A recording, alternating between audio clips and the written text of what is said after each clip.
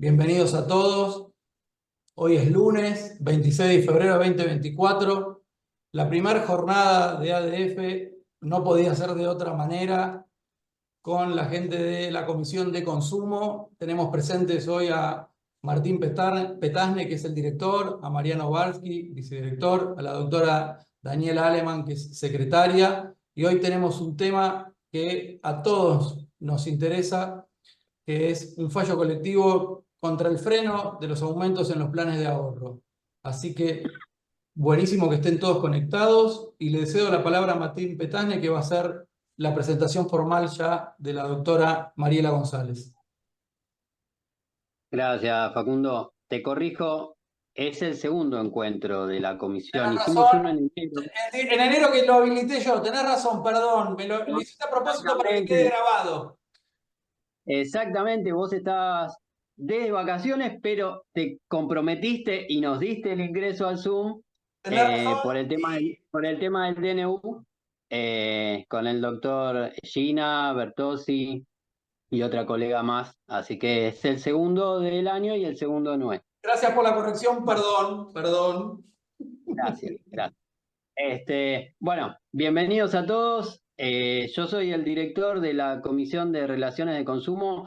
Nosotros tratamos de abarcar la problemática general que tiene que ver con el derecho del consumidor. Como sabrán, el derecho del consumidor es transversal a un montón de situaciones legales. En este caso, nos convoca los planes de ahorro que tanto trabajo nos dan. Así que es interesante que analicemos lo que pasó en Mendoza, que es una acción colectiva donde no solo importa el resultado que la doctora González obtuvo con una sentencia favorable, sino que creo que hay muchas otras cuestiones que surgieron de la causa que van a ver que son muy, muy interesantes. Así que, bueno, nada, invitarlos antes de darle la palabra a la doctora Villegas, que va a presentarla a la doctora González, invitarlos a la comisión, a que conozcan qué trabajo hacemos. Tenemos un área donde generamos doctrina, un área donde observamos fallos para tratar de hacerle un seguimiento al daño punitivo, que es un instituto bastante importante dentro de nuestra disciplina. Y bueno, y también hacemos charlas y talleres formativos y de capacitación, así que están invitados, ya sea como, digamos, como asistentes o para participar en la comisión, como integrantes también, obviamente, que como estamos formando un grupo de profesionales que llevamos adelante la misma disciplina, permanentemente estamos compartiendo experiencias y debatiendo, y la verdad que eso es bastante útil porque intercambiamos experiencias y también información y bueno, cuestiones del ejercicio profesional. Nada más que decir de mi parte. Gracias a todos por estar acá. Victoria, te cedo la palabra y bueno, es de ustedes la charla. Bueno, hola, ¿qué tal? Bueno, bienvenidos todos. Buenas tardes y gracias por estar en este rato que espero que sea muy fructífero para todos. Bueno, les presento a la doctora Mariela González, una amiga, colega, y bueno, lo más importante de ella hoy por hoy, bueno, es que ella es diplomada en el Derecho del Consumidor y se encuentra cursando la especialización en Derecho del Consumidor en la Universidad de Mendoza. Y bueno, actualmente ella está concluyendo también su tesis en la maestría de Derecho Empresarial. Bienvenida, Mariela, déjame que te tutee y bueno, te cedo la palabra para que nos cuentes un poco, bueno, en primer lugar, cómo lo que nos interesa a todos es no solamente la parte teórica, sino también tu experiencia a nivel práctico, cómo surgió, cómo se fue dando todo esto, bueno, si bien la historia termina en la sentencia hasta que hace poco, pero bueno, queremos saber todo lo que más nos puedas contar al respecto. Bueno, muchas gracias, Victoria, Martín y a toda la comisión, la doctora Aleman. La verdad, para mí es un gran honor poder transmitir la experiencia. Siempre me parece que la construcción es de a muchos y no de a uno, así es que la verdad que un honor y un placer estar exponiendo para esta comisión y para tantos colegas que espero les sirva de mucho la experiencia y por supuesto quedo a disposición después para cualquier consulta o cualquier cuestión relacionada a lo que es la jurisprudencia aquí en Mendoza. En principio, como en realidad puntapié inicial a esto, les cuento que yo empecé a estudiar el tema por una cuestión familiar. A un familiar se le destruyó su auto en el año 2018, estamos hablando de agosto del año 2018, y como para esa época el valor móvil había tenido saltos abruptos, la suma asegurada no coincidía con ese valor móvil y por ende nos dimos cuenta de que si bien la suma asegurada coincidía con la deuda, no con el valor móvil, por ende él quedaba endeudado, o sea, le quedaba una pequeña deuda y perdía todas las 70 cuotas que había aportado. Bueno, en base a esta causa, a esta cuestión familiar es que me puse a estudiar, a investigar. Les soy muy sincera, no había jurisprudencia, así como ahora tenemos, que ya un poco todos sabemos de qué se trata el sistema, qué está pasando. No había muchos fallos y había muy poquito, demora en la entrega, no me gustaba el color y me dieron otro. Entonces, esas eran las demandas, más que nada por cuestiones de indemnización por estas cuestiones, pero nada con respecto al contrato en sí del plan de ahorro. Entonces ahí fue que empecé a adentrarme en el tema, tomé contacto con grupos en todo el país porque antes probablemente que los abogados se estaban autoconvocando a los suscriptores que ya no podían hacer frente al pago de sus cuotas y así fue como empecé a estas acciones. En Mendoza empecé con acciones conectadas, no era un proceso colectivo.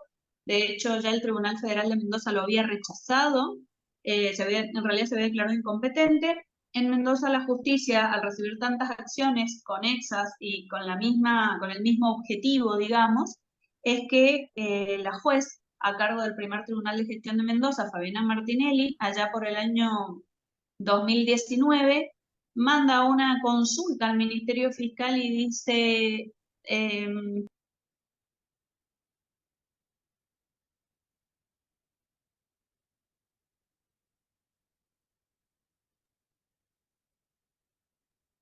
estamos digamos, en presencia de un proceso que podría ser considerado colectivo. Y así fue que se declara colectiva la acción.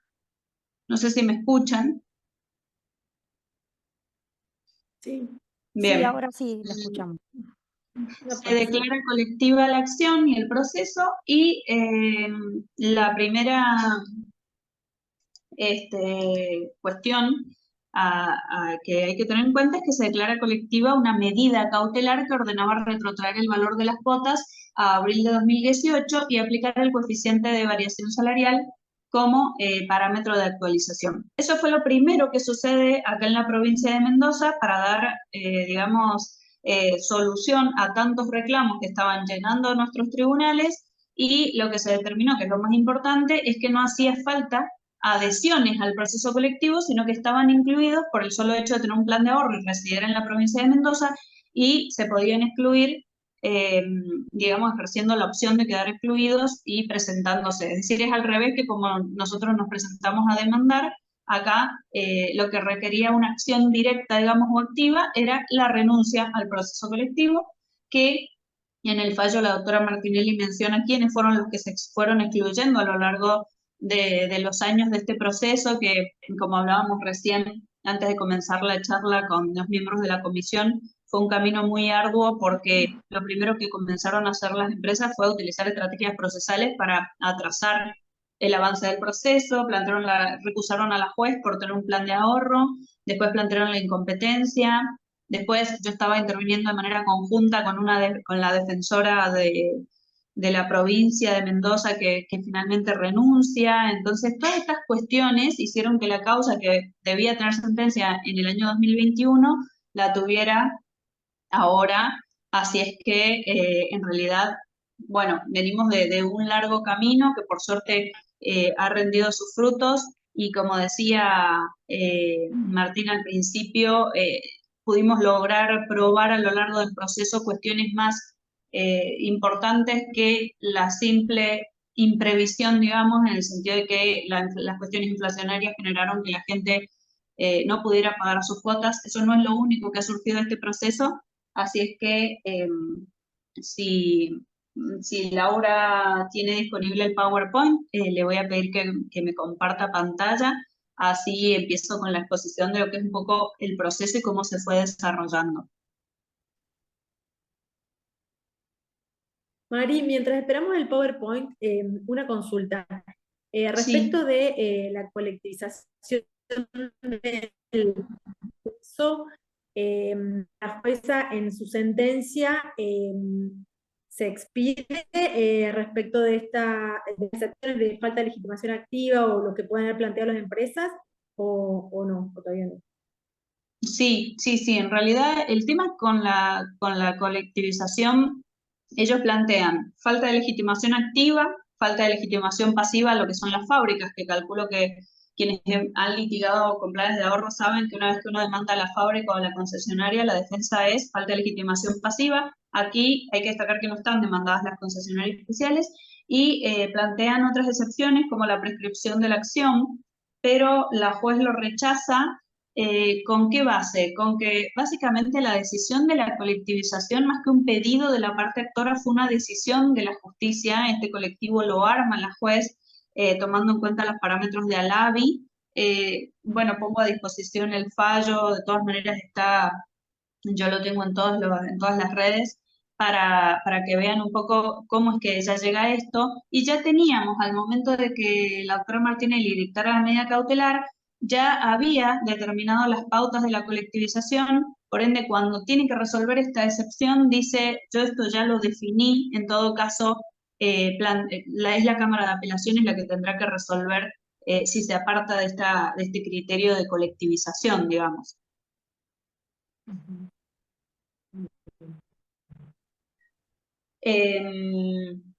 Hay algo que me parece importante para destacar y es que, bueno, ya lo voy a detallar mejor. Los que están dentro de este proceso colectivo son quienes contrataron un plan de ahorro hasta el 30 de septiembre del año 2019. Y la verdad es que me estoy encontrando con cada vez más casos de gente que está en peor situación que cuando empezamos con esta acción. Así es que siempre me parece importante, más allá de la judicialización, promover un cambio a nivel legislativo de este sistema, porque he realizado varias investigaciones, sobre todo cuando tuve que hacer los alegatos en la causa colectiva, y no existe el plan de ahorro en otro lugar del mundo. En el marco de una audiencia de conciliación, lo voy a decir sin decir nombres, una de las personas que venía de Buenos Aires informó bueno, que en Argentina, como estamos en una economía informal, podían introducir el sistema de planes de ahorro. O sea, evidentemente yo interpreto que la falta de control es lo que genera que puedan aplicar sobreprecios, que es lo que se ha podido probar en este fallo, y se abusen por ahí de la situación de vulnerabilidad en cuanto a la información que tienen los suscriptores, porque interpreto por lo que me encuentro en la calle todo el tiempo, que nadie sabe a qué se atiene cuando contrata un plan de ahorro. Tal vez ahora un poquito más sí, pero es complicado en lo que es la información. La gente cree que está contratando un crédito prendario tradicional.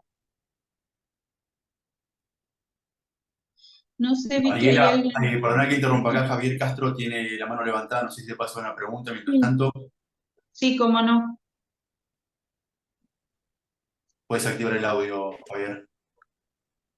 ¿Qué tal? ¿Cómo están? Muy buenas tardes. Muy importante esto que ha llevado a cabo la colega, un trabajo realmente señero.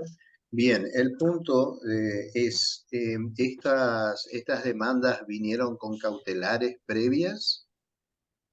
Cada una de estas demandas que primero usted dijo que antes de colectivizarse fueron demandas, ¿cómo se llama? Fueron demandas individuales que fueron Sí. encontrando una identidad colectiva y que adquirieron reconocimiento como tal pero cada una de estas tenían cautelares, se fueron Sí, presentadas con cautelares, y la pregunta es, ¿se les aceptaron en qué porcentaje?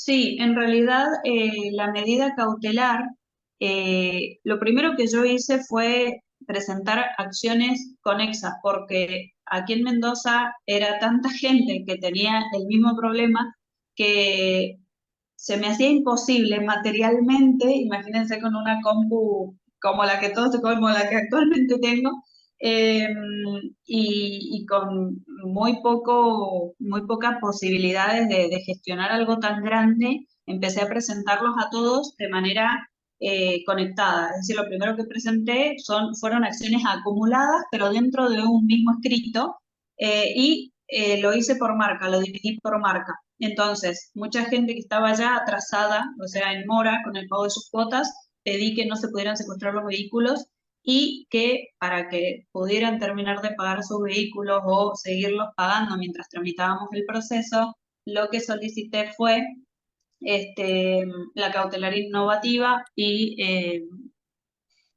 bueno, me hicieron lugar y así fue como empezó. Eran acciones conectadas, digamos, que luego se hizo una gran acción nucleando todas las demás y de las distintas marcas, y ahí fue que se colectivizó la acción. Y por supuesto, en el marco de esta colectivización se colectivizó la medida cautelar, que bueno, un poquito ya enseguida, si quieren, les cuento qué consecuencias por ahí negativas nos ha traído este alargue del proceso y la cautelar que parecía eterna, digamos, porque no había solución de fondo. Bueno, voy a ir a lo que es el objeto del proceso, que es la diapositiva número 2. Yo ahí un poquito les pongo, que después le dejo a disposición el Power para quien le interese, que se planteó este objeto en esto que les decía recién explicándole al colega, en el marco de acciones conexas y con el objeto de requerir la revisión de los contratos de adhesión. Cualquiera que ha leído estos contratos ha podido ver que lo que dicen a grandes rasgos, en términos generales, los contratos de todas las empresas, es que el valor móvil es el precio sugerido por la fábrica del bien con las bonificaciones o descuentos por venta en efectivo que le hacen las fábricas a las concesionarias. O sea que el valor móvil está ligado al valor que la fábrica dispone para ese vehículo. Y algo que me parece muy importante, sobre todo para explicarle a los suscriptores para que no sigan incurriendo en estas contrataciones que los llevan a perder parte de su propiedad, es que el plan de ahorro no tiene un tercero que financie, no hay una tasa de interés, no hay costo financiero total, esto no es un crédito prendario tradicional, es un sistema mutualista donde un grupo de suscriptores, en el caso de los colectivistas, 168, que es el doble de 84, ahorran para que la administradora entregue 2 vehículos por mes, uno por sorteo y otro por licitación. En términos generales tenemos 84 suscriptores en el mismo grupo ahorrando para comprar un auto nuevo para el que salió sorteado y otros 84 ahorrando para comprar un auto nuevo o para que la administradora compre el auto nuevo del que licitó y ganó la licitación. Ese es el funcionamiento del sistema. Nunca se aplica una tasa de interés. El grupo debería autofinanciarse y de hecho está previsto a través de la resolución 8 del 2015 de IGJ un fondo financiador, o sea, un fondo que genera que el mismo grupo se autofinancie.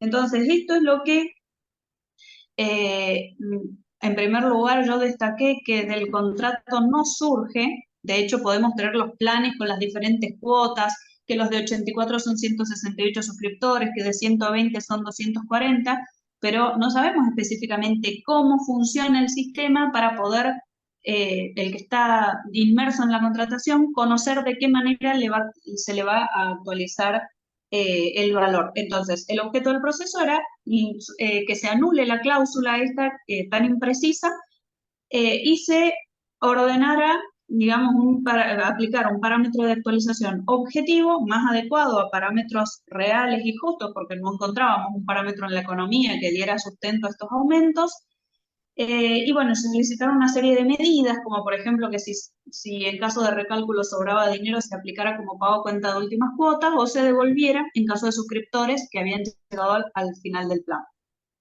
Después tenemos la parte de la colectivización de la acción en la diapositiva 3 de este Power, y ahí les explico un poco, muy cortito, que en 2020 se dispone la colectivización de la acción para la empresa Volkswagen.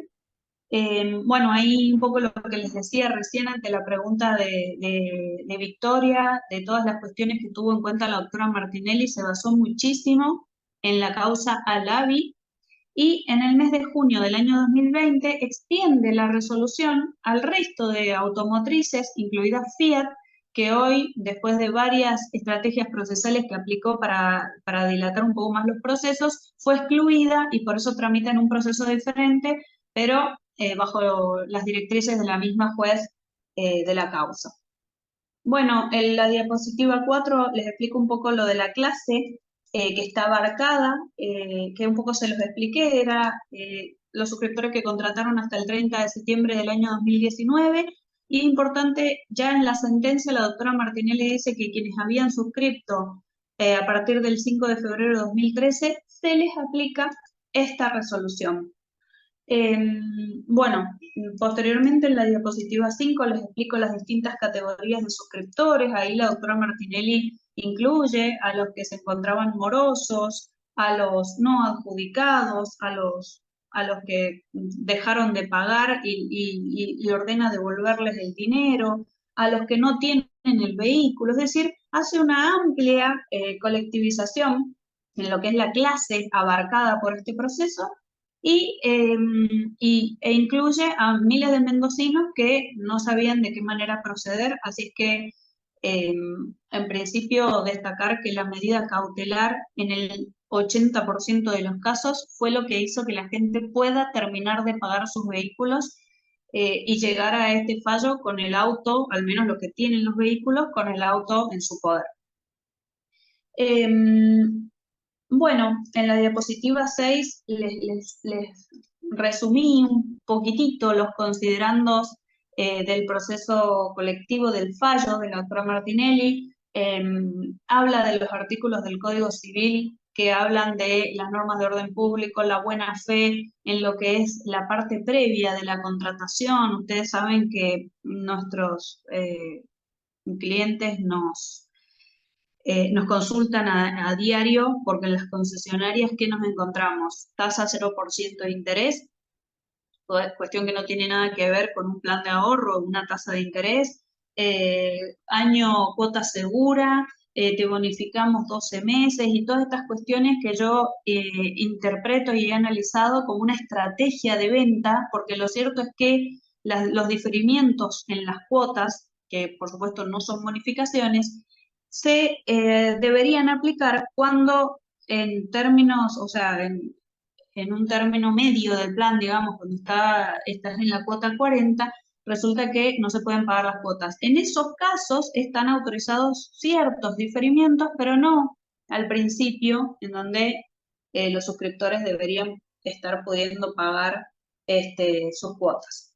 Entonces, un poco en estos considerandos, la doctora Martinelli comienza con el análisis de la eficacia de los actos jurídicos. Y ya después, en la diapositiva 7, ella encuadra la demanda y dice que en realidad lo que está pidiendo la parte actora es la nulidad relativa de las cláusulas, es decir, no una nulidad absoluta que genere que el contrato se torne ineficaz para su destino, sino siempre con la intención de sostener el contrato vigente, anular las cláusulas que están generando el desequilibrio contractual grave, ya sea en este caso por la violación al deber de informar, la afectación a la buena fe, y la doctora Martinelli considera que la justicia está habilitada para integrar aquellas cláusulas del contrato, y bueno, así surge nuestro Código Civil, por supuesto, para integrar las cláusulas del contrato que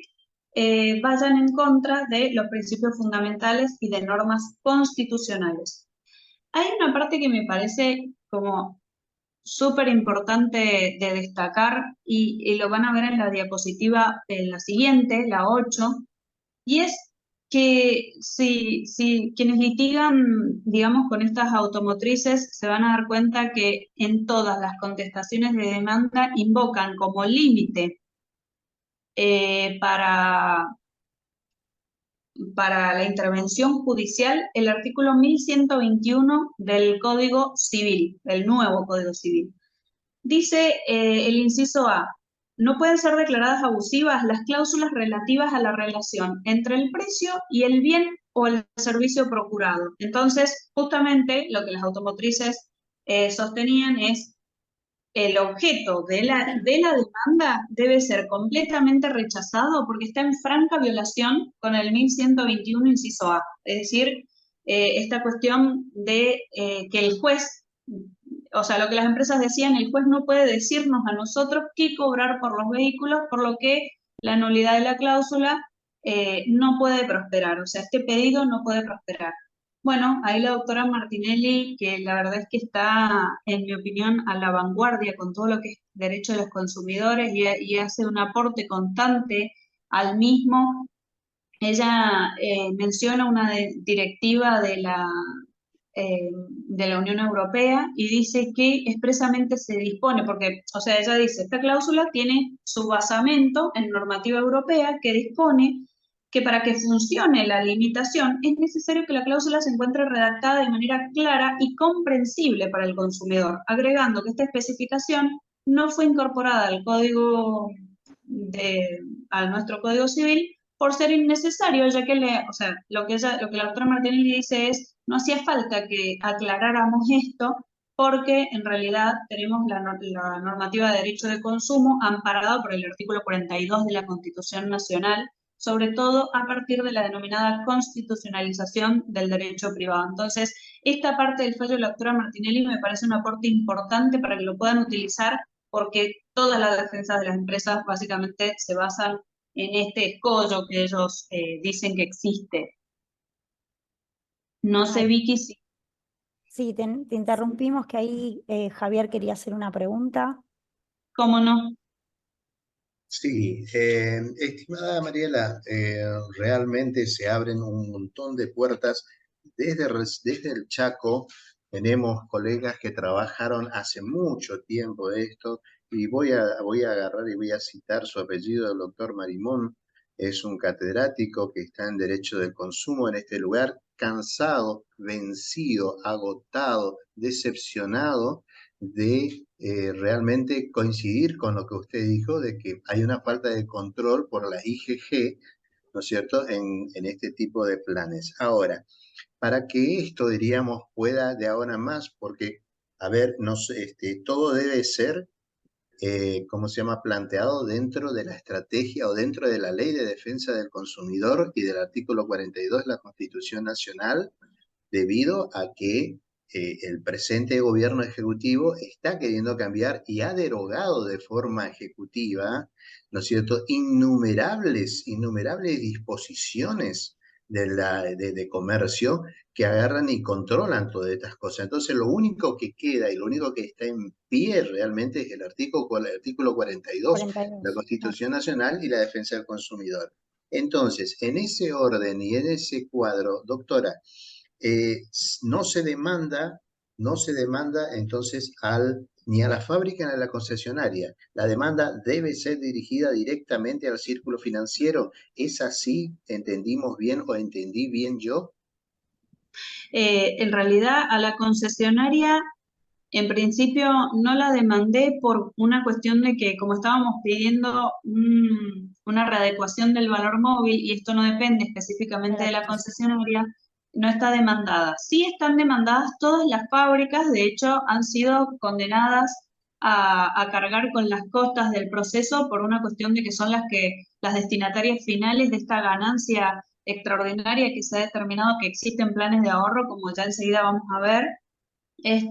¿Y por qué no está demandada la concesionaria? Porque no es una demanda que tenga un pedido de daños y perjuicios vinculado. De hecho, la doctora Martinelli, que es la jueza a cargo de la causa, cuando colectiviza la acción, ella específicamente dice o aclara que no va a resolver cuestiones individuales, porque eso generaría que el colectivo deje de tener el valor que tiene como colectivo, es decir, como estos derechos individuales homogéneos, y por ende, digamos, dispone que todas las cuestiones individuales pueden ser planteadas en otros procesos de daños y perjuicios. Y es así como se han iniciado en Mendoza muchísimas acciones individuales ya contra las concesionarias, por la indemnización, por la publicidad engañosa, porque por supuesto son parte del negocio jurídico y sin su intervención las automotrices no podrían colocar sus productos, pero en este proceso colectivo están únicamente demandadas las fábricas y las administradoras del plan. Ok, una pregunta más que tiene justo Gustavo que levantó la mano. Hola, ¿se me escucha? Sí, perfecto, Sí. Gustavo. Hola, buenas tardes a todos. Lo que me estaba preguntando es, en Tucumán tenemos una medida introducida por el Defensor del Pueblo, la cual ha corrido en mala suerte, por decirlo así, y que en este momento se encuentra en la Corte de la Nación con recurso extraordinario, porque se ha declarado hasta en la Corte Suprema de la provincia que no había legitimación activa, y ahí un poco viene mi pregunta. Si en el colectivo se encontraran consumidores y no consumidores, cual por ejemplo, una persona que compró un auto para una panadería o una camionetita para la panadería, no es un consumidor. ¿Cómo es que pudo aplicar la ley de defensa del consumidor no habiendo no consumidor dentro del colectivo, ¿no? Bueno, esa es una situación que previó la doctora Martinelli. En realidad, cuando ella decide la colectivización de la acción y ordena la medida cautelar, no hace la distinción entre consumidores y no consumidores que después está en la sentencia. Lo que pasa es que las automotrices le aplican la medida cautelar a todos, a consumidores, a no consumidores, a sociedades anónimas, y lo que la doctora Martinelli interpreta es que, y lo explica de esa manera, de hecho en su conferencia de prensa así lo explica, ella dice, al ser un contrato de adhesión con cláusulas predispuestas, a quienes contrataron con esta modalidad sin poder fijar pautas diferentes a las ya establecidas con las empresas, se le hace extensiva esta normativa, pero bueno, comparto por ahí, doctor, con vos la preocupación en ese sentido. Igualmente, No sé, sí. Mariela, te aclaro que la resolución 815 de la IGJ no hace distinción y aplica el régimen a todos los ahorristas. Entonces, los equipara. Después, si quieren, ahora voy a buscar mientras que hablo cuál es el artículo específico, pero están equiparados desde la resolución que regula el sistema. Sí, en realidad, no sé si el doctor me preguntaba más que nada por lo que, viste que acá tenemos el proceso de consumo y en el marco de este proceso es que se armó la acción.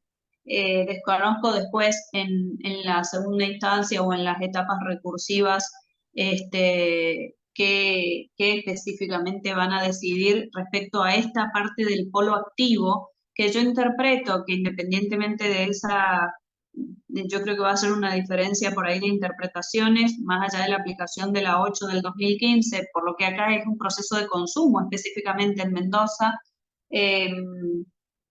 Yo interpreto que lo están equiparando a consumidores por el hecho de ser contrato de adhesión con cláusulas predispuestas. Independientemente de eso, yo me animo a sostener que un 80% del polo activo son consumidores, son gente de clase media que tiene su primer auto para un destino familiar, digamos. Así es que haciendo futurismo, no creo que solamente por eso se revierta totalmente la legitimación activa. Entiendo de todas maneras el tema del defensor del pueblo. Yo fui designada junto con la defensora general de la provincia de Mendoza, que luego renunció Así es que lo que la doctora Martinelli dispuso es que como la mayor cantidad de suscriptores de la provincia de Mendoza me habían elegido como representante, un poco le dio la participación activa a los consumidores en sí con mi patrocinio. Esa es la cuestión de la parte activa, digamos, y la pasiva, como les decía, solo fábricas y administradoras del plan. No sé si Vicky o Martín quieren que veamos alguna otra pregunta o continúo. Mira, ahí acá Carlos está tiene otra. Andrea Ah. Steinberger, que levanta la mano desde el video, pero no desde el sistema. Así que si te habilito el micrófono, un minuto. Sí, después tenemos a Carlos también y otra vez Javier. ¿Le podés habilitar el...? Ahí está. Ahí. Ya podés, Andrea. Puedes habilitar tu micrófono. Hola, ¿qué tal? ¿Cómo están? Buenas tardes. Yo soy de Rafael, la provincia de Santa Fe. He comenzado mis primeras armas en el derecho del consumidor y bueno, estamos teniendo algunos resultados óptimos, no puntualmente en casos como este, pero mi pregunta es, doctora, ¿utilizó la vía idónea? ¿Es el juicio sumarísimo? Esa es mi pregunta, puntualmente. Sí, hola doctora, ¿cómo estás? Mucho Bien, gusto. un gusto.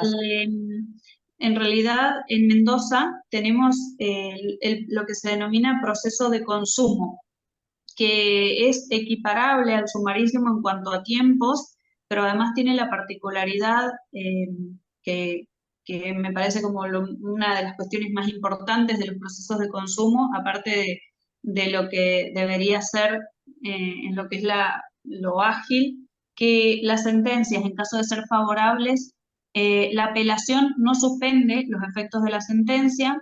Las automotrices, cuando contestaron la demanda, no plantearon la inconstitucionalidad de esta norma, que es el artículo 106 de nuestro Código Procesal Civil de Mendoza, y sí por ahí lo que me pareció un poco dilatorio, y bastante dilatorio, es que cada defensa, por ejemplo, recusación a la juez o excepción de incompetencia, en lugar de tratarla al momento de la sentencia, la doctora Martinelli decidió darle curso de manera previa y esto no estaba previsto en el código, así es que por eso es que estamos llegando a un fallo de una causa que se colectivizó en 2020 y estamos en 2024.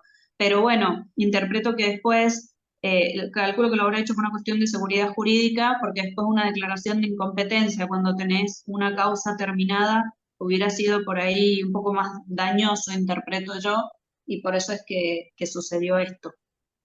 Bien, perfecto. O sea que en este caso nos recomendás, bueno, en la provincia de Santa Fe entonces es la vía sumarísima, Sí. sin medida cautelar y toda la probanza en el escrito inaugural.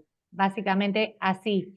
Sí, exactamente. Medida cautelar hay acá, doctora, en el proceso colectivo y una cautelar que se dictó en el año 2020 y de hecho mucha gente, que eso si quieren ya lo hablamos un ratito, terminó de pagar su plan de ahorros o iba terminando de pagar y todavía no había sentencia, entonces las automotrices pretendían cobrarles todo lo descontado, se generaban conflictos en cuanto a que les aumentaban la deuda de manera desproporcionada. Y bueno, un poco la sentencia viene también a dar respuesta a eso, que nos teníamos muy preocupados. Ya resolviendo sobre el fondo de la cuestión, fue un gran alivio el fallo en ese sentido, porque si no, teníamos todo el tiempo gente que se endeudaba por la cautelar, pero que a su vez si no hubiera tenido cautelar, no hubiera podido terminar de pagar su auto. Entonces era una dicotomía constante en ese sentido. Sí. Claro, entiendo. Bueno, muchísimas gracias. No, por favor. Hay una parte importante que me parece, Laura, si pudiéramos pasar a la diapositiva 10, que se titula las diferencias, la siguiente, las diferencias de precio de lista y el de las concesionarias.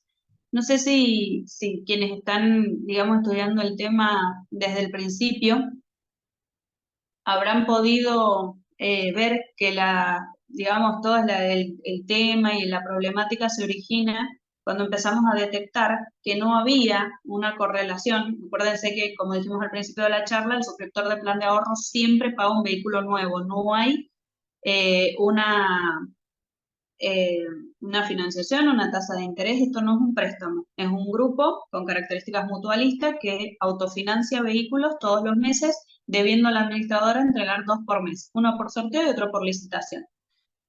¿Qué es lo que sucedía? Veíamos que quien iba con todo el dinero a comprar en efectivo a la concesionaria, resultaba que obtenía descuentos muy grandes y una diferencia muy grande con respecto al valor que pagaban los suscriptores de planes de ahorro.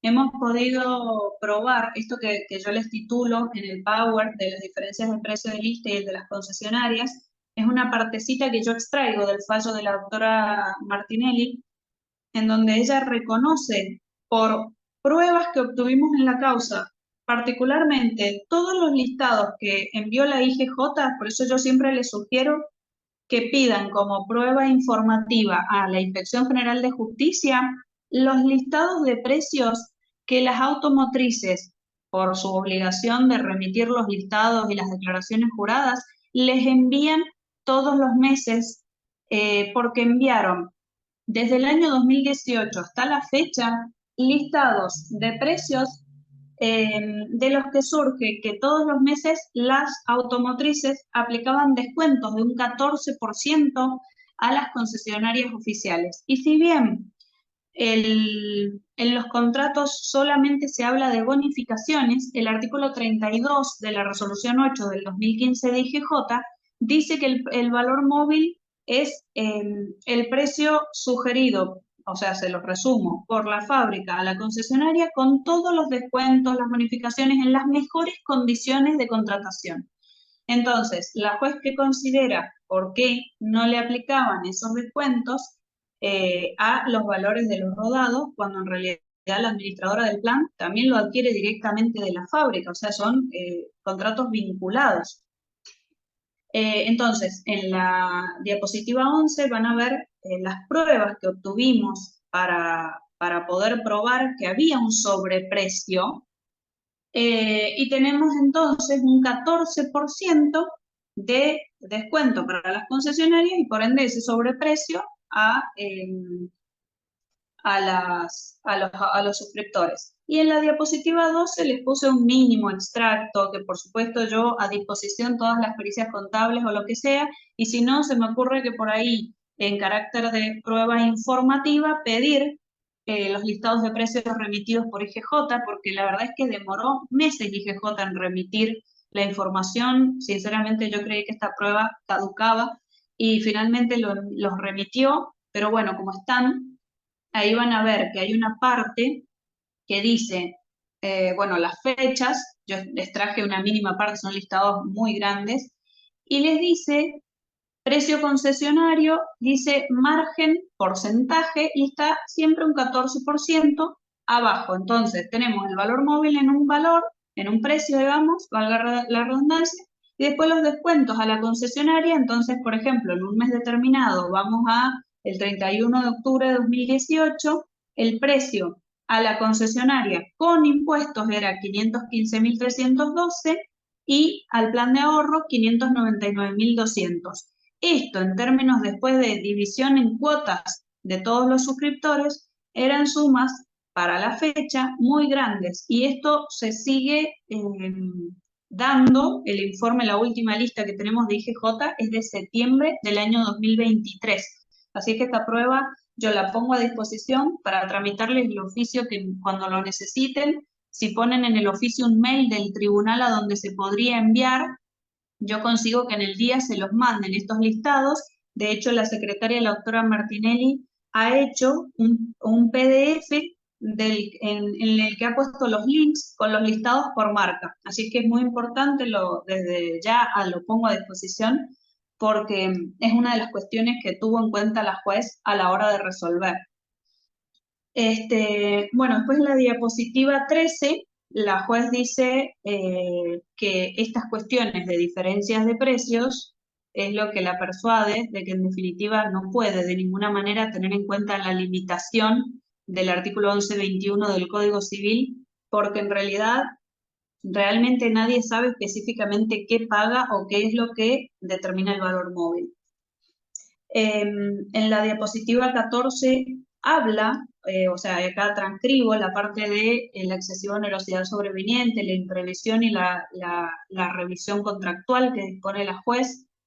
Y ahí ella da unos conceptos que me parecen interesantes de destacar, y es que ella dice que las automotrices dicen que la inflación en la Argentina es un flagelo al que estamos acostumbrados y no puede ser considerado en previsión, pero ella dice que si agregamos al 14% de sobreprecio las circunstancias inflacionarias, que ella sí las considera hiperinflación y sí considera que hay una excesiva onerosidad sobreviniente, tenemos que, producto de esta fijación abusiva y unilateral de los precios, los consumidores se veían imposibilitados de hacer frente a su obligación.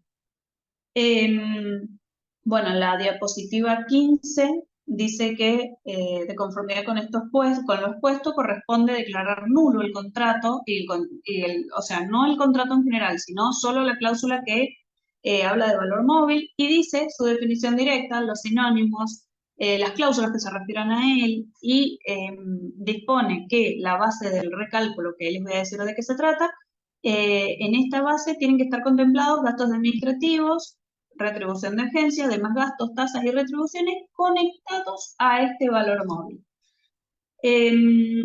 Bueno, y acá en la diapositiva 16 les cuento específicamente algo que me parece muy importante y que por ahí hemos escuchado todos, y que es cuál es el motivo por el que el valor móvil aumenta por sobre cualquier otro parámetro de la economía. Y la verdad es que ahí la juez reconoce que no se lo pudieron explicar, que ni siquiera el valor de los vehículos ni siquiera se condice con el dólar, con la inflación, ni con ninguno de los parámetros que, si bien ellos nombraban, después no probaron que realmente se condijeran los aumentos con esto. Así es que es una definición muy importante que dice, y de hecho dice, ni siquiera los vehículos ni siquiera en muchos casos tienen autopartes importadas, entonces tampoco advierto que haya una justificación para tales aumentos. Entonces esa parte es muy importante. Y después en la cláusula 17 nos encontramos con la solución respecto de la imprevisión. Y aquí les destaco dos partes diferentes, digamos, del fallo. Por un lado, ella dice, tomando en cuenta el comienzo de la contratación de cada suscriptor, las automotrices deben devolver el 14% que han estado aplicando en demasía desde el comienzo de la contratación, porque en épocas ordinarias del país, de todas maneras, cobraban con sobreprecios. Y a partir de agosto del año 2019, cuando empieza esta circunstancia de aumento del dólar y que los valores móviles aumentan de manera exagerada, si bien no con respecto al dólar, pero genera que a los suscriptores se les haga cada vez más difícil afrontar sus obligaciones, a partir de ahí sí aplica la teoría del esfuerzo compartido y dice se va a aplicar el índice de precios al consumidor. Entonces, teniendo en cuenta esta disminución del 14%, vamos a terminar con este 14% en julio de 2018, y a partir de agosto vamos a aplicar el índice de precios al consumidor. Todas las sumas que deban recalcular y devolver a quienes todavía tengan cuotas por pagar se les van a aplicar como pagos a cuenta de últimas cuotas o como pago de cuotas anticipadas, y lo que para la gente que terminó de pagar y producto de la reliquidación quedan sumas a su favor, deben depositárselas en 20 días en un CBU y además proceder al levantamiento de las prendas, a la entrega de los vehículos en los casos de suscriptores que todavía no los tengan. Y bueno, la diapositiva 18 les transcribo la parte del fallo que por ahí es la más interesante y es la que les acabo de decir, cómo se va a reliquidar, digamos, las cuotas del colectivo. Y me gustaría pasar ahora, no sé si a cuestiones que surgieron de la prueba, que me parece muy importante aportarlas para que las puedan solicitar los colegas como prueba. no sé si Vicky o Martín prefieren que responda alguna pregunta relacionada con el fallo, no sé cómo estoy de tiempo, por eso, pero me gustaría aportar algo que me parece importante, que es lo que hemos ido descubriendo a lo largo de este proceso colectivo y a lo largo de estos 4 largos años.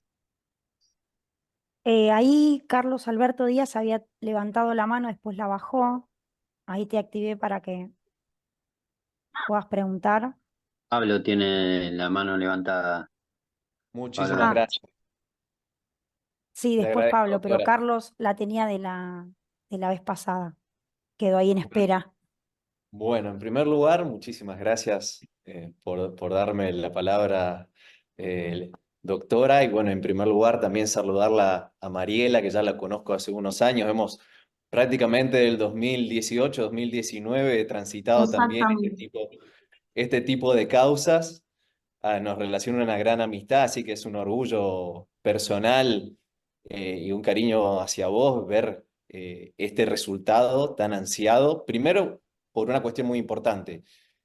Yo creo que en Argentina no debe existir un contrato de adhesión tan complejo y con una estructura tan coordinada para dañar al consumidor que el plan de ahorro previo. Y en segundo lugar, y a lo que iba mi pregunta también, más que nada, cuál fue la experiencia que tuviste, es en base a la prueba, porque los colegas tienen que darse cuenta que esta sentencia es es la primera, mejor dicho, iba a decir una de las primeras, pero es la primera en realmente marcar esta diferencia de precios que existe entre las concesionarias que venden al contado y con grandes descuentos y bonificaciones y las administradoras, partiendo de un descuento que oscila entre el 10% hasta inclusive hasta un 30%. Y creo que eso es esto se configura como el primer antecedente que va a marcar, espero yo, el camino para las futuras sentencias por venir. Entonces mi pregunta iba a cuál fue tu experiencia respecto, ¿no es cierto?, a recopilar estas pruebas, los listados de precios, ¿no es cierto?, que siempre ponen palos en la rueda a las otras partes para poder recopilarlos de manera completa y sobre todo con todos los datos que uno necesita, ¿no es cierto?, para acercar los elementos necesarios al perito que resulte eventualmente sorteado para producir la prueba pericial contable. Así que me gustaría saber tu experiencia y desde ya felicitaciones de vuelta. Bueno, muchas gracias, Cali. La verdad, es cierto, un amigo, un colega que me ha acompañado en estos tramos y, y sobre todo porque sabe que he recibido amenazas de todo tipo, así es que nada, como sabrán, como destaco, todos los colegas con los que he tenido el gusto de participar en lo que ha sido compartir pruebas y todo, han estado siempre a disposición porque son automotrices con mucho poder y que lo utilizan no solamente para las cuestiones que vemos por ahí en los papeles, sino para cuestiones que hacen para tratar de dar de baja las causas o de que no se siga con esto. Así es que, nada, gracias Cali por el reconocimiento y nada, en realidad con respecto a los listados de precios, yo creo que este 14% que podemos probar hay que adicionarle bonificaciones y muchísimos otros descuentos que las concesionarias han estado autorizadas para aplicar, pero que no, o sea, no contábamos con un listado que nos diera tanta continuidad en el tiempo en lo que respecta a los descuentos, porque esto que vos decías recién del 30%, seguramente que ha estado en muchísimos meses, pero ha sido un tema probarlo. Yo he certificado siempre, cada vez que ellos dan alguna promoción de Black Friday o alguna cuestión así, he certificado siempre las bonificaciones, pero nunca lo habíamos tenido con esta contundencia que surgió de la pericia contable y de los listados de Inspección General de Justicia, porque la verdad es que tratan todo el tiempo de tirar la pelota a la concesionaria. Muchas veces decían que las concesionarias fijaban los precios y lo podían fijar de un mayor valor o menor valor, y todas estas cuestiones fueron tomadas por la juez como declaraciones en contra de ellos mismos, porque dijeron, bueno, entonces, ¿cuál es el verdadero valor del vehículo y por qué, si las concesionarias están habilitadas a aplicar no sé, un 30% de descuento, los suscriptores de plan de ahorro que están, digamos, siendo representados y protegidos por la administradora, porque van a tener que pagar sobreprecio.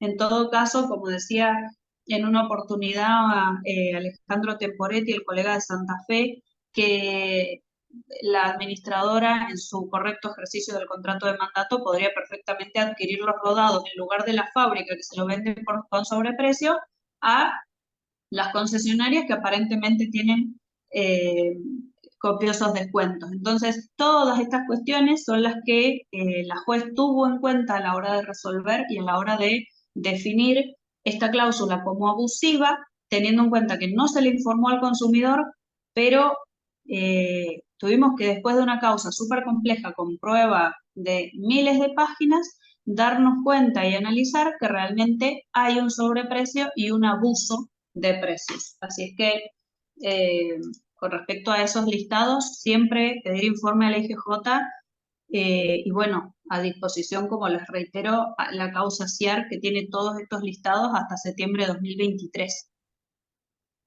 A ver, ahí le activé el audio a Pablo.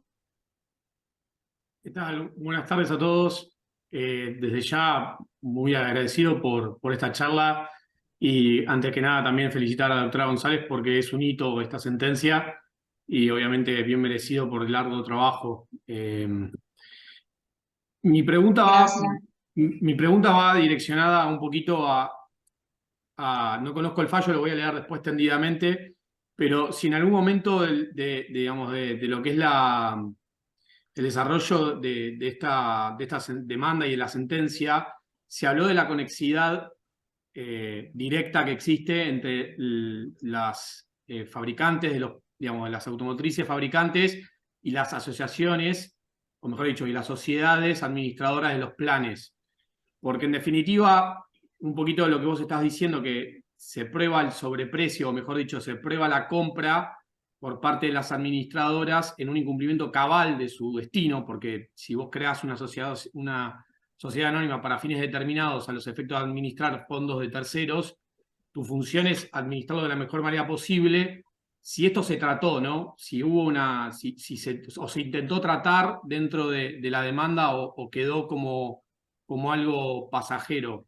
No sé si se entiende la pregunta. Sí, sí, se entiende perfecto y de hecho la doctora Martinelli dedica varias partes a esta cuestión de la conexidad contractual, porque imagínate que lo primero que nosotros nos encontramos cuando presento la demanda y la notifico es falta de legitimación pasiva, la fábrica no tiene nada que ver con el contrato, simplemente le vende los vehículos a la administradora y la fábrica no tiene por objeto comercializar planes de ahorro. Entonces, la juez sí dedica toda una sección del fallo que recomiendo su lectura y de hecho les puede servir para contestar la falta de legitimación pasiva porque es muy interesante y nombra todas las normas, no los quiero llenar de normativa, pero está en el fallo muy detallado. Nombra todas y cada una de las normas que, digamos, vinculan a la fábrica y a la administradora desde el principio. Incluso ellos presentan las actas, la constitución de la sociedad, la misma Inspección General de Justicia, por supuesto, los nombra, así es que sí habla de la conexidad contractual, habla de los artículos 1074 y 1075 del Código Civil y rechaza, por supuesto, la falta de legitimación pasiva y va, en mi opinión, un paso más allá que esto. Yo, si bien ya hemos tenido otras sentencias en la provincia de Mendoza, obviamente no colectivas, va un poquito más allá y dice, y además de todas las costas de este proceso, o si hay suscriptores que se verían afectados por este fallo, debe hacerse...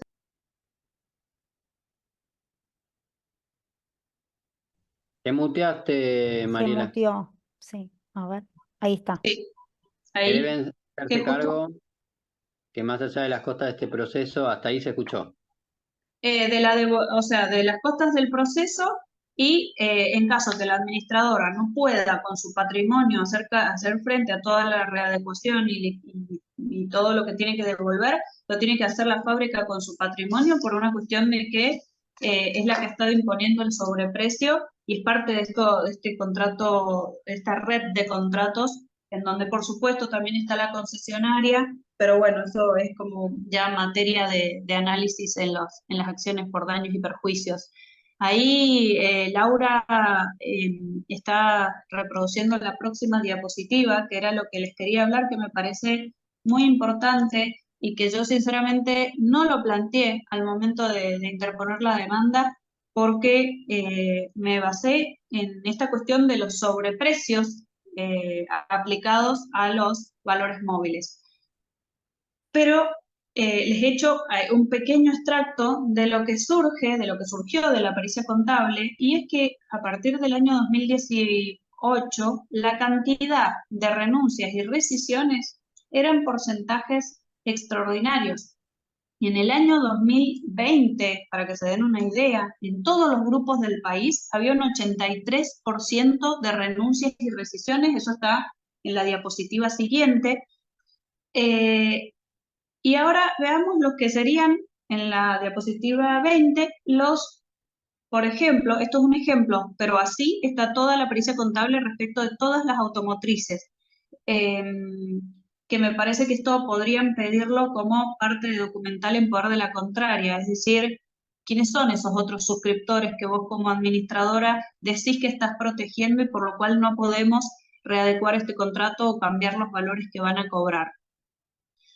Vean estos datos, es un ejemplo. Porcentaje de suscriptores no adjudicados. ¿Qué quiere decir esto? Los que se verían afectados en todos los grupos del país por la readecuación contractual y por cambiar la forma de cálculo del valor móvil, porque acuérdense que las automotrices lo que alegan es no vamos a poder adjudicar autos si la justicia nos dice que tenemos que cobrar menos, porque ¿cómo vamos a comprar el vehículo?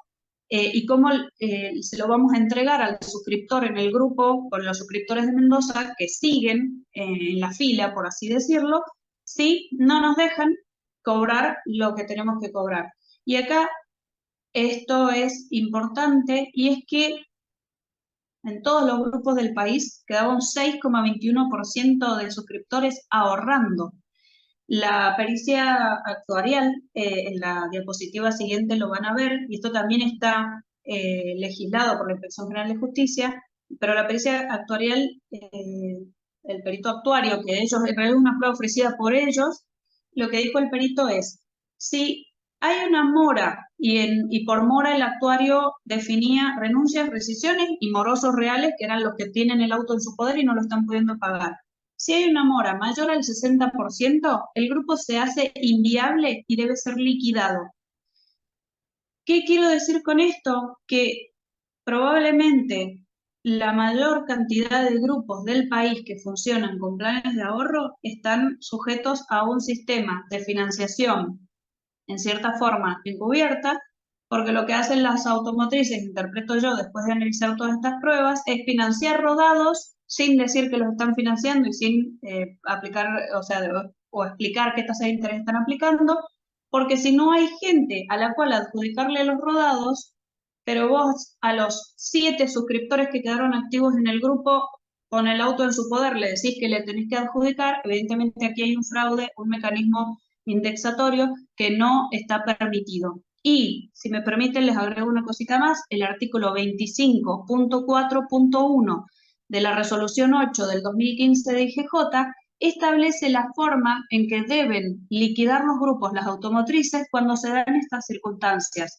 Deben liquidarlos, reagruparlos y a los que quedaron con el vehículo en su poder, aplicarles la tasa activa del Banco Nación. Yo entiendo que esta es una tasa que ha quedado muy por debajo de cualquier otro indicador para lo que podría ser la actualización de los vehículos, incluso el vehículo ya en el mercado del usado tiene un crecimiento en su valor, pero me parece que hay que rever no solamente la resolución 8 del 2015 de IGJ, sino esta cuestión, este mecanismo que yo interpreto que están utilizando para financiar, y por qué la juez no tomó esta parte que ya está en la parte de mis alegatos, porque realmente no era el objeto del proceso, pero sí ya tenemos fallos en la provincia de Mendoza que dan cuenta que esto, además de toda la violación en lo que es la imposición de precios y que no sabemos de qué manera se fija el valor móvil, ya tenemos pruebas concretas de que está siendo utilizado como un mecanismo de financiación sin explicar la tasa de interés.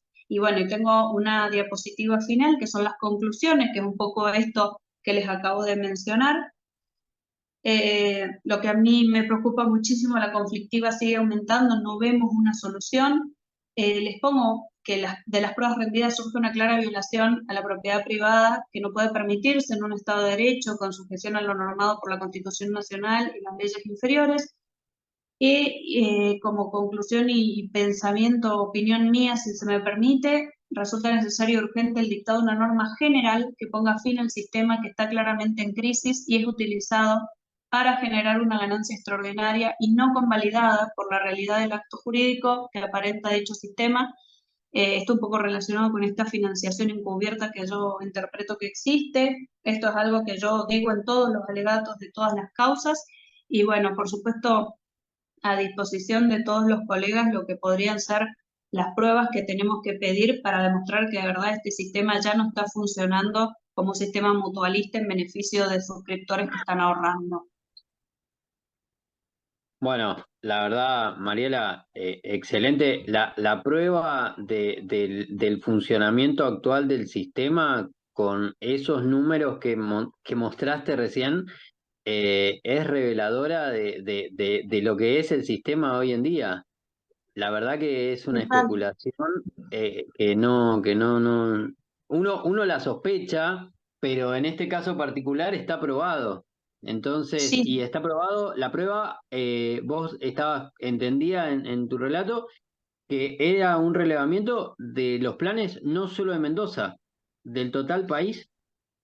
Claro, porque en realidad lo que el perito pide, que eso se los digo por si quisieran ponerlo en sus demandas, yo le había dicho que al perito quisiera un relevamiento sobre los registros de renuncias y rescisiones. Según la Inspección General de Justicia, si leen la 8 del 2015 van a ver que dice que todos tienen que tener el registro de deudores morosos, de renuncias y rescisiones, y sobre la base del relevamiento de esos libros que las empresas pusieron a disposición del estudio contable que intervino en la causa, es que se realizan estos recuadros con datos tan contundentes.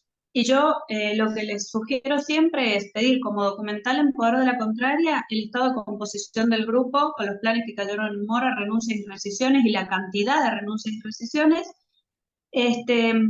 Y al perito contador también, porque muchas veces no ponen a disposición del expediente la documental, alegando que tienen que resguardar, digamos, los nombres de los terceros involucrados, pero el perito contador en muchos casos nos hace, digamos, pericias muy buenas. Y otra cosa, y con esto concluyo por ahí por la parte de la prueba, pericia informática sobre la web donde están publicados los actos de adjudicación. Volkswagen, por ejemplo, tiene publicados mes a mes los actos de adjudicación de los últimos 2 años, por lo que estamos pidiendo pericia informática, que por supuesto esto es como de mucha más avanzada, esto después de años de estar viendo de qué manera podemos probar el fraude. Han estado los peritos informáticos constatando que no hay adjudicaciones directamente durante 9 meses, lapsos de 10 meses, no hay adjudicaciones en los grupos de los que forman parte los actores en las causas individuales. Me estoy refiriendo a causas en donde tenemos el grupo, por ejemplo, 6.520 y constatamos sobre ese grupo que no existen suscriptores en condiciones de adjudicar. Bien, yo te voy a hacer una pregunta mía y después Laura le dará a los demás. A mí Dale. me hace un poquito de ruido el tema de el índice de precios al consumidor como actualización de la cuota. Claro. Vos tenés pensado, o sea, no sé qué pensás vos y en todo caso si tenés pensado recurrir eso, o si es que te parece como a mí un arma de doble filo, digamos. No sé.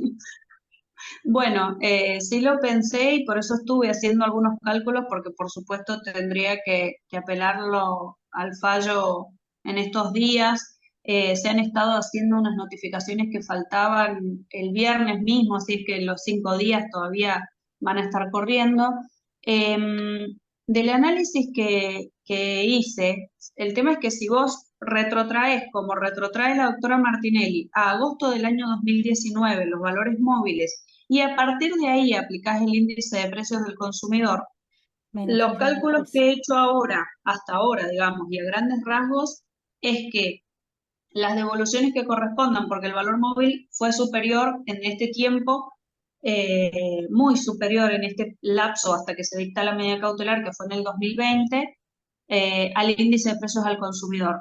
Por ahí lo que veo es que las diferencias que pudiera haber entre inflación y coeficiente de variación salarial mientras se aplicaba la cautelar, porque recuerden que en Mendoza los colectivistas han estado pagando conforme al coeficiente de variación salarial desde el año 2020. Entonces mi preocupación más grande era, ¿y si no alcanza? ¿Y si igual quedan endeudados? Y bueno, con las devoluciones de los periodos anteriores, lo que he estado proyectando es que por ahí no quedan montos a favor o grandes montos a favor, sino que quedarían como compensados y deberían proceder al levantamiento de las prendas, que por ahí es lo que más preocupa. Pero sí, si vos comparás índice de precios al consumidor y coeficiente de variación salarial desde el año 2020 hasta la fecha, vas a tener un desfasaje que en el caso del fallo de la doctora Martinelli se compensa con las devoluciones de los años anteriores y sobre todo con esta devolución del 14% desde el principio del plan, porcentaje que debe actualizarse al valor móvil de hoy, porque si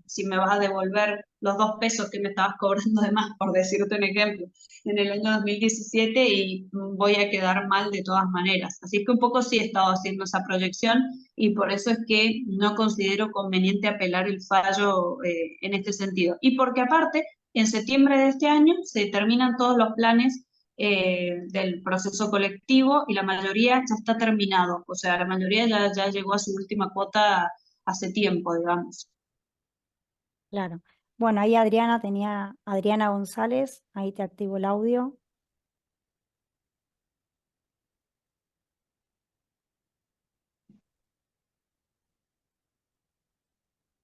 Hola, Hola, ¿qué tal? Buenas tardes, Adriana. mira, yo quería hacerte una consulta. En el caso mío, yo pagué las 84 cuotas, como el valor que ellos me pusieron, y después me salió que yo debía 9 cuotas más a valores siderales. Por supuesto que no los pagué, yo pagué hasta las 84 cuotas como pude, y bueno, no sé si es que debo, no sé cómo hacer, si es que ellos me deben, tampoco sería tanto, o sea, no me interesaría tanto si me devuelven. Lo que yo necesito es el título porque necesito vender el auto y Mira, no estoy teniendo el Adriana, título. quería decirles algo respecto a la consulta de Adriana y por si hay alguien también que tenga un plan de ahorro y que haya sido beneficiado por este fallo o que antes tuviera la medida cautelar. La charla es para colegas y un poco tiene como una finalidad jurídica, o sea que cualquier consulta que necesiten hacer, tienen que enviarla por mail al mail de mi estudio, que es consultasplanesdeahorro@gmail.com, porque la charla no es específicamente para evacuar consultas de suscriptores. Te pido disculpas, no sé si Martín No, o no. Laura. Perfecto. Sí, Ahora ahora compartimos el mail en el Exacto. chat para que te puedan Partimos consultar. en el chat para que las consultas de casos particulares, sobre todo si están en Mendoza y pueden estar dentro del rango de la cautelar de la medida colectiva, te hagan la pregunta puntualmente. Ahí está Pablo. Tal cual. Ahí activé a Pablo también. Mariela, perdón, te tuteo ya. Entramos en Sí. confianza.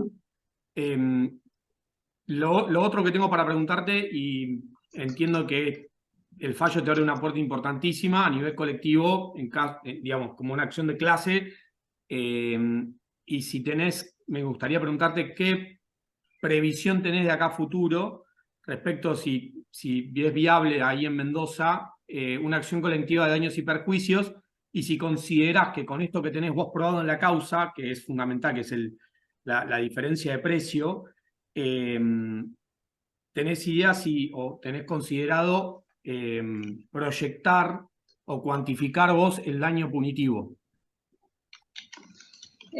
Nosotros hago la aclaración, porque Martín, como presidente de la comisión, lo primero que nos convocó a los que somos parte es a a crear un observatorio de daño punitivo, y lo que vemos a nivel nacional es que, primera medida, los letrados, o digamos, nosotros los abogados, cuando iniciamos las demandas, si bien pedimos el daño, muy pocos presentamos fórmulas para la cuantificación, o sea, le damos un parámetro objetivo a los jueces para que lo puedan ponderar, y rara vez, si se toman cuenta, rara vez obviamente lo aplican. Y lo otro es que obviamente entendemos, te lo digo yo, creo que en este caso vos tenés argumentos muy serios y muy válidos para solicitarlo y que obviamente te lo apliquen, ¿no?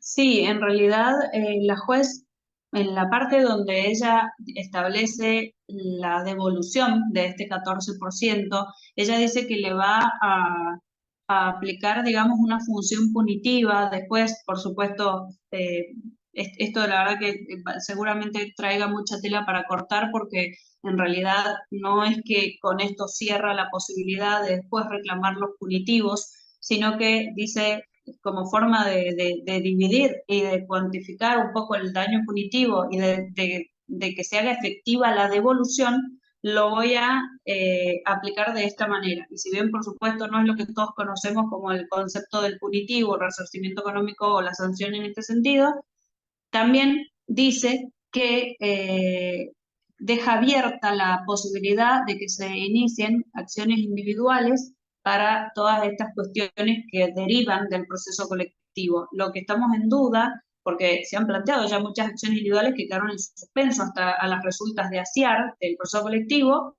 y lo que los jueces de los distintos tribunales a los que les ha tocado marcan es, bueno, pero nosotros no tenemos que liquidar los daños del colectivo. Esto todo tendría que ir a la doctora Martinelli, así que probablemente vengan algunas cuestiones de competencia en lo que es las individuales, justamente por esto, por cuál es la cuantificación del daño en ASIAR y qué pasa con los gastos administrativos, por ejemplo, porque yo ya tengo fallos en los que resuelven devolverlos todos por incumplimiento del contrato de mandato. Entonces, la verdad es que la pregunta es interesante.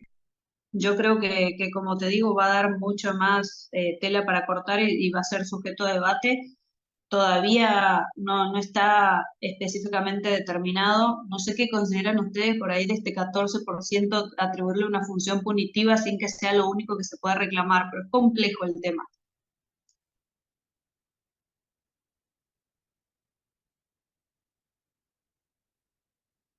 No sé Perdón, si... me muteo, pero por una cuestión de orden.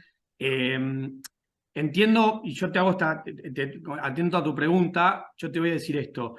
Creo que por una cuestión de seguridad jurídica, como bien vos desarrollaste en toda tu charla, entiendo que ella jugó con la limitación del artículo 1121, inciso A, y por eso habló de la nulidad relativa, porque en definitiva lo que buscó es esquivar la limitación de la determinación de cláusula abusiva, diciendo que hay una nulidad relativa, no diciendo que es cláusula abusiva.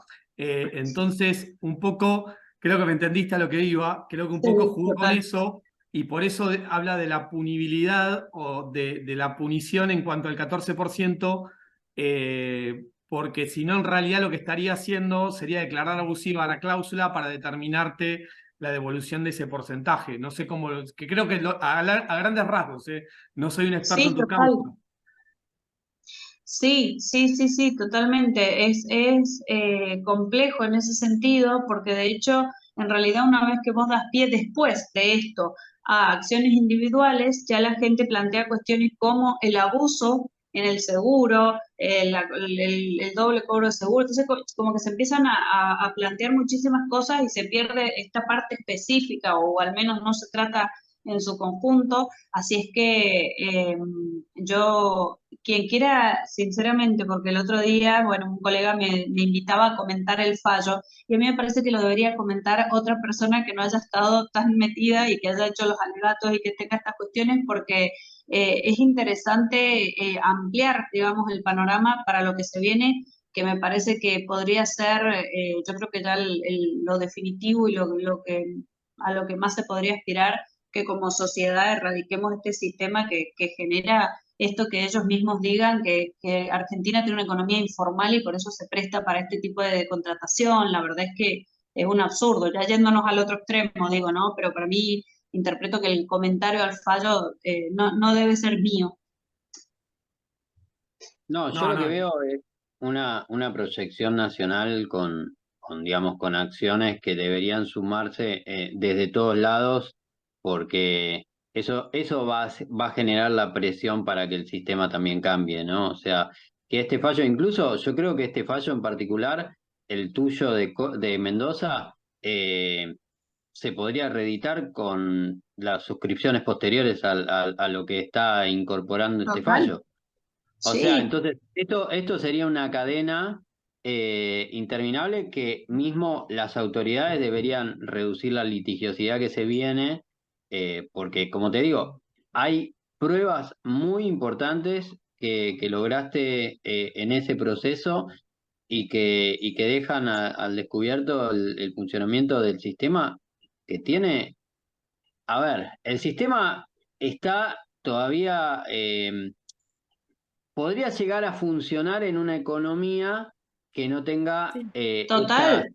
estas cuestiones inflacionarias que hacen que quede en evidencia todo esto, porque generan estas caídas, las moras y digamos, las renuncias, las rescisiones, y un sistema que Exacto. si funcionara como está establecido, no podría, porque justamente ahí queda en evidencia que los planes se desarman, que ellos de alguna manera siguen consiguiendo el dinero para funcionar y en realidad no tendrían atribuciones legales para conseguir el dinero. ¿Cómo la administradora administra fondos que no tiene? O sea, sería, se empieza a mostrar extraño.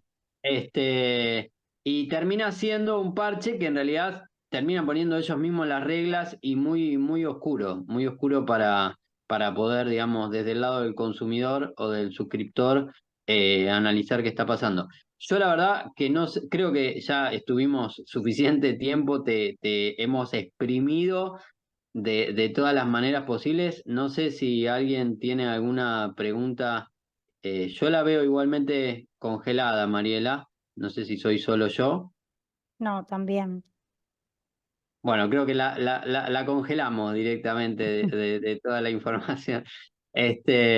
Bueno, ahí creo que la perdimos definitivamente. Bueno, no importa. Igualmente yo creo que todo lo que tenía para dar lo dio. Si quieren el fallo, nosotros se lo compartimos, nos escriben por mail. Ahí Mariano estuvo repetidamente mandando el Pasando. mail de la comisión. Nos mandan y nosotros le mandamos el material que nos compartió Mariela, que tenemos el power, digamos, de la presentación, y también digamos, el fallo en extenso igualmente está publicado ya en muchos lados. Pero yo creo que no tengo más para agregar. No sé si alguno de los miembros de la comisión, a Vicky la perdimos también por ahí. No sé Acá qué. No, volví. no, Yo volví. sí que está.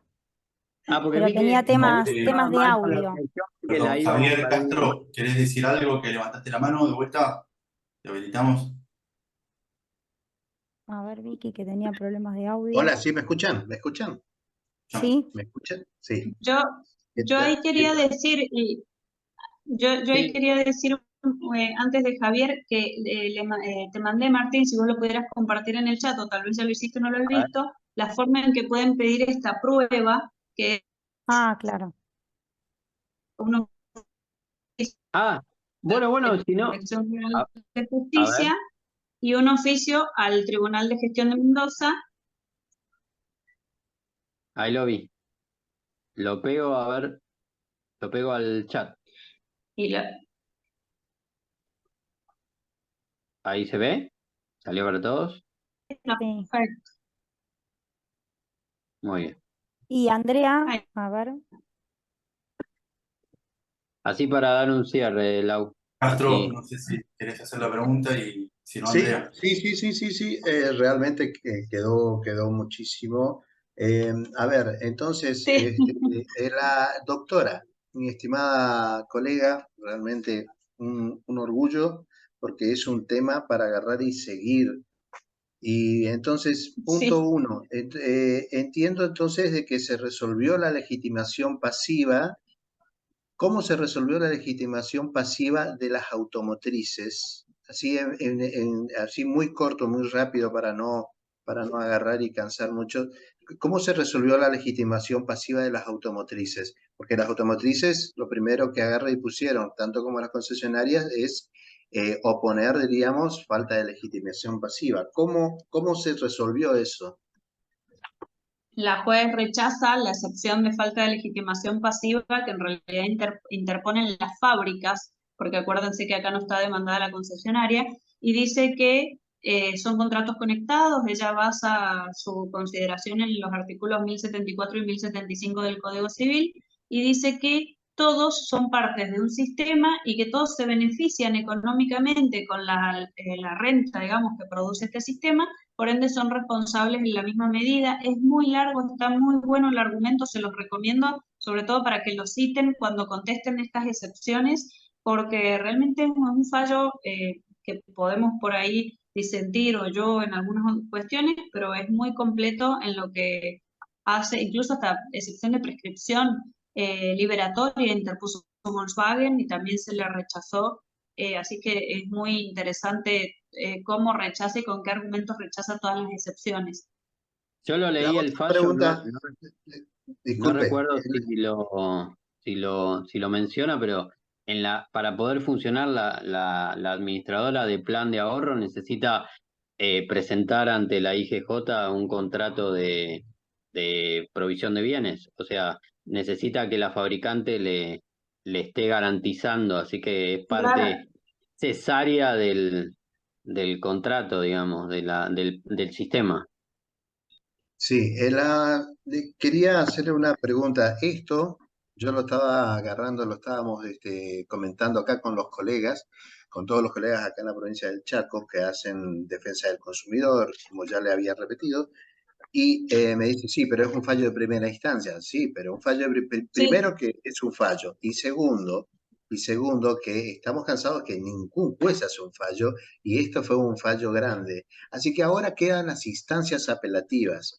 Yo ingresé a esta charla que me interesó porque me está tocando el bolsillo. Yo mismo estoy pagando un auto en este momento, tengo 42 cuotas pagadas y resulta de que me subieron 150, 200% de la cuota, impagable, y son muchísimas las personas que están sufriendo de esto ahora por el tema, ¿no es cierto?, de que esto lo agarra y lo ponen o se atan del hecho de que dice el precio del bien y el precio de la cuota está atado al dólar. Las instancias apelativas, doctora, Sí. ¿cómo la ve las instancias apelativas? ¿Cómo le parece a usted que sería muy bueno encolumnarnos con usted desde todo el país a los fines, ¿no es cierto?, de poder agarrar y hacer de que este fallo no caiga y quede solamente con la doctora Martinelli? Primero, ¿cómo lo ve en Mendoza la instancia apelativa? Y segundo, bueno, sería aventurar mucho, pero ¿cómo lo ve en la instancia nacional? En realidad, acuérdense, colegas, que existe la acción colectiva de la causa Costa contra Volkswagen y otros en Córdoba, que ya está en la Cámara de Apelaciones de Córdoba, y hace poco los colegas tuvieron los colegas de las representantes de las automotrices tuvieron que expresar agravios. Y después algo muy importante, que en Mendoza tenemos una norma que establece que la apelación no suspende los efectos de la sentencia, así es que nosotros ya estamos enviando notas y cartas documentos para que se haga efectivo el fallo, y esta norma, que es el artículo 206 del Código Procesal Civil de Mendoza, fue impulsada por una de las camaristas que tiene a su cargo la resolución de la causa, la doctora Silvina Furlotti, reconocida jurista en materia de consumo, así es que yo tengo confianza de que la Cámara no va... No, o sea, entiendo que no debería revertir al menos esta parte de la ejecutoriedad de la sentencia, que ya es ejecutiva. Y bueno, con respecto a todo lo demás, la verdad es que me parece que es un fallo fuerte en el sentido de o sea, lo débil es que no están reguladas las acciones colectivas.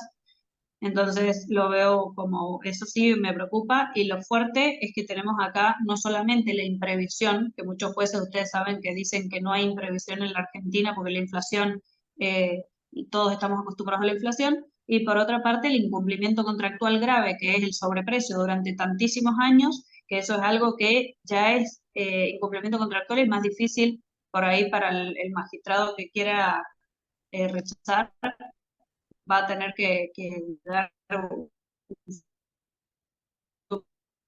poco más grande. Así es que no sé si respondo tu pregunta, pero sí, es un fallo de primera instancia. Bueno, Laura, No, ahí le agradecemos a Mariela la charla. Podemos compartir el material, estuvimos pasando en el chat el mail para que lo soliciten. No sé si María Victoria quería también cerrar, que estuvo solicitando activar el audio. Ahí, Mariela. sí, ahí hacemos el cierre entonces. No. Sí, agradecerle a Mariela por su aporte, por estas horas, por esta charla y porque, bueno, sabemos que esta militancia en favor de la defensa de los consumidores empieza muchas veces por una causa propia o muy cercana y resulta que después nos metemos en este tema y la verdad que si podemos contribuir un poquito con un granito de arena a que algunas cosas cambien. Creo que esto que hizo Mariela y su grupo de abogados con los que ella trabaja, justamente es realmente es eso, un granito grande, creo yo. Te felicito, Mariela, y Muchas gracias. gracias. Bueno, me parece que estamos entonces para Para despedirnos. finalizar. Sí, gracias Mariela, gracias por la buena onda, por la predisposición. Cuando la contactamos, enseguida se puso a disposición, así que te agradezco la generosidad, el tiempo que dedicaste, que ya vamos pasando larga la 1h30, así que bueno, ya son 8:10, vamos a ir haciendo el cierre. Gracias a todos, queda abierta entonces la invitación a la comisión. Y bueno, nos vemos la próxima de estos encuentros, estamos haciendo seguidito, así que nos estamos viendo.